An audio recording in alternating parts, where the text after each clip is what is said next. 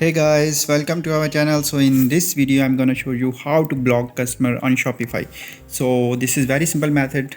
Just what we need to do, just you can see the option on the left side, customer option.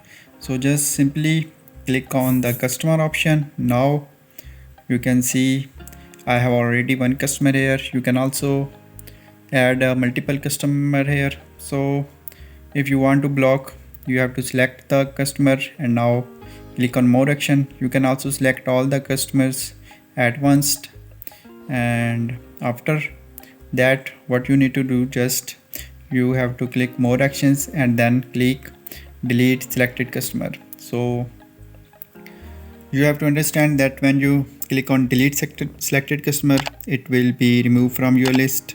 So in this way you can easily block a single customer, or even you can block or remove multiple customers at once on Shopify.